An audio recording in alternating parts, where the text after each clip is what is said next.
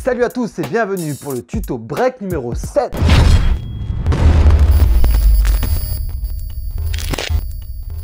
Aujourd'hui, nous allons apprendre la clé. Arrête papa, c'est pas celle-là. Non, attends, doucement avec les enfants. Ouais, t'inquiète, y a même pas mal. Aïe.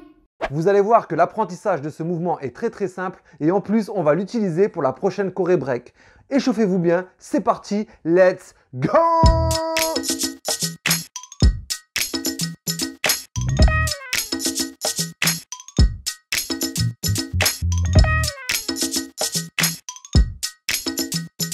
Pour commencer, vous allez choisir un côté. Posez la main, ouvrez la jambe du côté de la main et pliez l'autre jambe.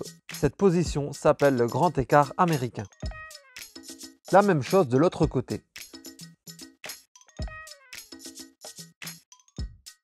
Deuxième étape, lorsque vous êtes en grand écart américain, pliez la jambe qui est tendue. La main libre servira à attraper le pied.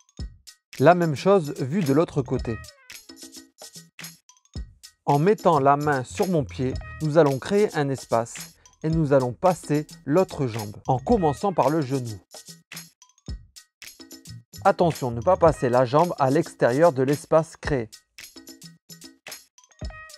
Au début, si vous manquez de souplesse, vous pouvez lâcher la main pour passer la jambe. Même chose vue de l'autre côté.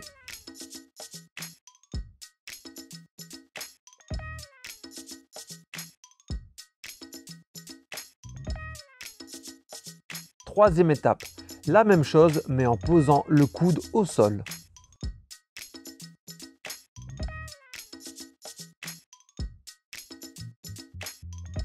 Et comme d'habitude, ne pas passer la jambe à l'extérieur, mais à l'intérieur. Vous pouvez d'abord passer le pied à l'intérieur, mais je vous conseille de l'apprendre en passant d'abord le genou. Sinon, il sera impossible de faire la clé en sautant. Avant de faire la clé debout, nous allons travailler un petit exercice. Main posée au sol, jambe de l'autre côté tendue. Puis jambe du côté de la main posée au sol, pliée. La main qui est du côté de la jambe tendue attrape la jambe pliée. Partez en arrière et entraînez-vous à faire la clé comme ça. Même chose vue de l'autre côté. Avant d'apprendre la clé debout tout seul, demandez de l'aide à quelqu'un, il vous servira d'appui. Vous remarquerez que le bras qui était posé au sol sera le bras de soutien. Puis, lorsque vous aurez bien compris le mouvement, vous pouvez l'essayer avec un autre appui, par exemple une table.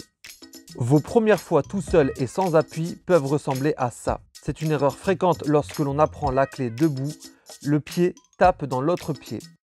Vous pouvez y aller étape par étape en sautant de plus en plus haut et vous pouvez lâcher la main au début pour passer le pied.